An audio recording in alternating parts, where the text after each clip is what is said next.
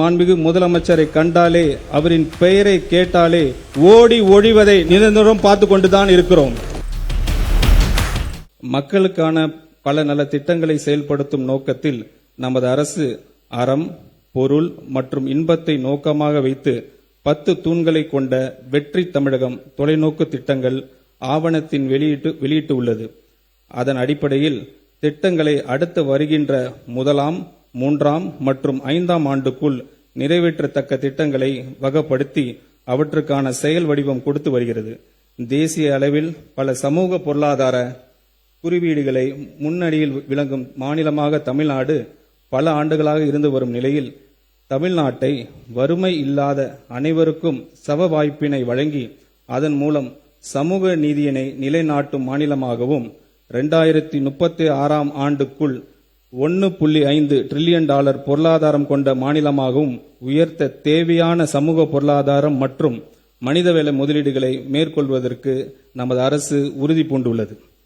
இந்த தொலைநோக்க பார்வை முன்னெடுத்து செல்லும் வகையில் அரசு வெற்றி தமிழகம் தொலைநோக்கு திட்டங்கள் கொள்கையை ஆவணத்தில் இடம்பெற்றுள்ள திட்டங்களை நடைமுறைப்படுத்தும்.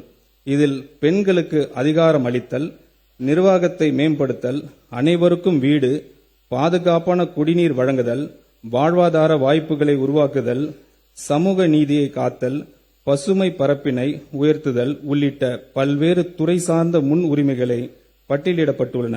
இந்த அரசின் முதல் நிதிநிலை அறிக்கை உண்மையான தொலைநோக்கு திட்டங்களை அடைவதற்கான பாதையை வழிவகுத்து காட்டும்.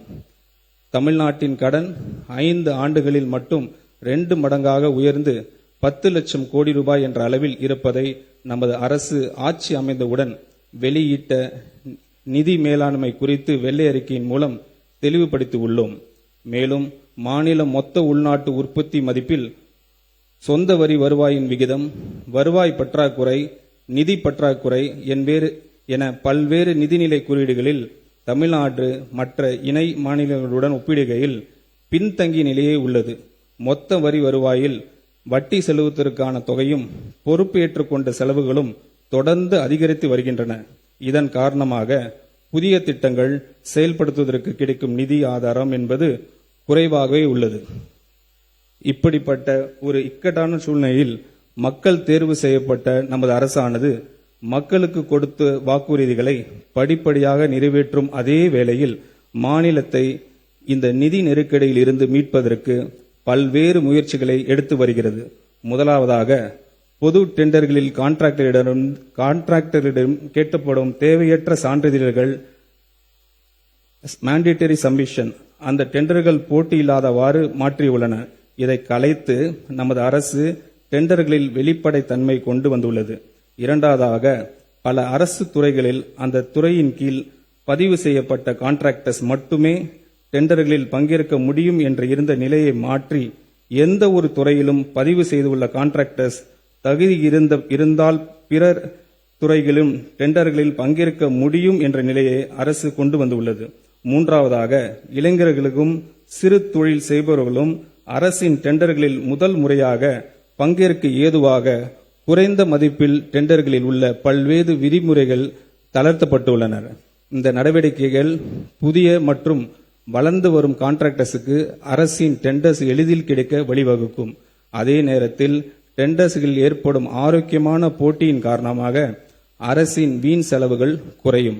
இந்த முன்முயற்சிகளின் பலன்கள் அனைத்தும் அரசிற்கு கிடைக்கப் பெற தொடங்கிவிட்டன என்பதை மகிழ்ச்சியுடன் தெரிவித்துக் கொள்கிறேன்.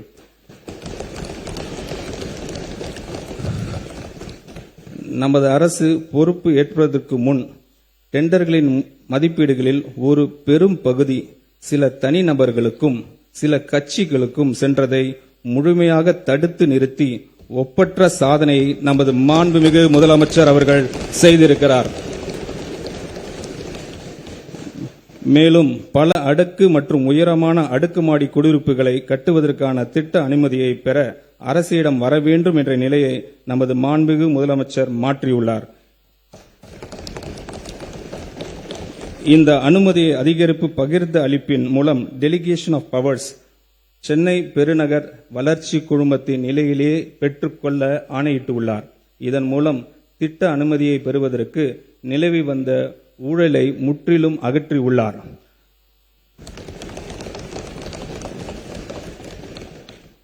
மக்களின் வரி பணத்தில் இருந்து ஒரு பைசா தொடமாட்டோம், தொட விடமாட்டோம், தொட்டால் விடமாட்டோம், இதற்கு முன் தொட்டவர்களையும் விடமாட்டோம் என்பதில் உறுதியாயிருக்கும் நமது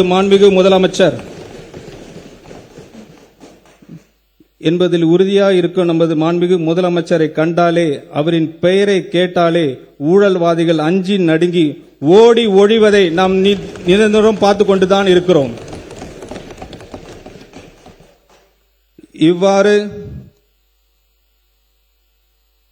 இவ்வாறு பொது டெண்டர்ஸ் மற்றும் திட்ட அனுமதிகளில் நேர்மையான மற்றும் வெளிப்படைத்தன்மை உடைய நிர்வாகத்தின் மூலம் பல்வேறு சீர்திருத்தங்களை கொண்டு வந்துள்ள நமது அரசு நிதி ஆதாரங்கள் பெருக்குவதற்கான முன்முயற்சிகளும் எடுத்து வருகிறது.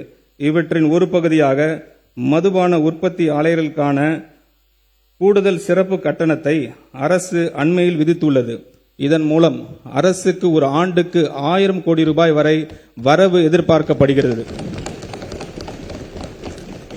அதேபோல் சரக்கு மற்றும் சேவை வரிகளில் நேரடியாக தொடர்புற்ற ஃபேஸ்லெஸ் மதிப்பீடு, பதிவுத்துறையில் நேரடி தொடர்பு, ஃபேஸ்லெஸ் பத்திரப்பதிவு, சுரங்க நடவடிக்கைகள் கண்காணிப்பு, முடிவான எண்ட் டு எண்ட் கம்ப்யூட்டரைசேஷன், தகவல் தொழில்நுட்பத்தின் உதவியுடன் பல முன்னெடுப்புகள் அரசு எடுத்து வருகிறது. இதன் மூலம் அரசுக்கு கூடுதலாக கிடைக்கும் வருவாய் ஏறத்தாழ 15,000 கோடி ரூபாய் வரை இருக்கும் என எதிர்பார்க்கப்படுகிறது.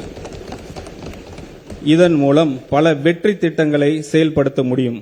பொருளாதார வளர்ச்சியுடன் இணைந்து செல்லக்கூடிய வருவாய் வளர்ச்சி அடையவும், வருவாய் ஆதாரங்களை பெருக்கி சஸ்டைனபிலிட்டியை பராமரிக்கவும், மாநிலத்தின் வரி மற்றும் வரி அல்லாத வருவாய் அதிகரிப்பதற்கான நடவடிக்கைகள் பரிந்துரை செய்வதற்காக ஒன்றிய திட்ட ஆணையத்தின் முன்னாள் துணைத் தலைவர் திரு மான்டெக் சிங் அல்வாலியா அவர்களின் தலைமையில் 5 உறுப்பினர்களை கொண்ட வருவாய் மேம்பாட்டு குழு ரெவென்யூ ஆகுமெண்டேஷன் கமிட்டி அரசு அண்மையில் அமைத்துள்ளது. இதன் மூலம் மாநிலத்தின் நிதி சுயேட்சை பலப்படுத்தி அதன் சமூக பொருளாதார வளர்ச்சியை கடமைகளை நிறைவேற்ற தேவையான நிதி ஆதாரங்களை உருவாக்குவதே அரசின் நோக்கமாகும்.